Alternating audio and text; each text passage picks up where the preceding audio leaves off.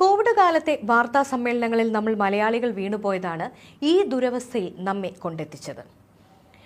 നിങ്ങളുടെ കയ്യിലുള്ള സ്മാർട്ട് ഫോണിൽ അടിച്ചു നോക്കിയാൽ കാണും, കോവിഡ് മരണങ്ങൾ ഏറ്റവും കൂടുതലുള്ള രണ്ടാമത്തെ സംസ്ഥാനമാണ് നമ്മുടെ കേരളം. ഒരിക്കൽ കൂടി വ്യവസായം സംബന്ധിച്ച കള്ളക്കഥകളിൽ നമ്മൾ വീണുപോകാൻ പാടില്ല. പ്രതിപക്ഷ നേതാവ് ഉന്നയിച്ച വാദങ്ങൾ നമുക്കൊന്ന് പരിശോധിക്കാം. സർക്കാരിന്റെ മുൻപിലേക്ക് ചോദ്യങ്ങളായി തന്നെ നാം ഇവ ഉന്നയിക്കുന്നു.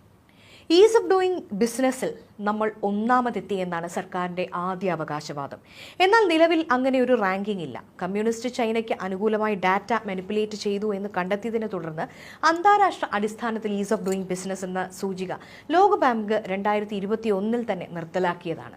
പിന്നെ എങ്ങനെ ഈസ് ഓഫ് ഡൂയിങ് ബിസിനസ് സൂചികയിൽ നമ്മൾ ഒന്നാമതെത്തി?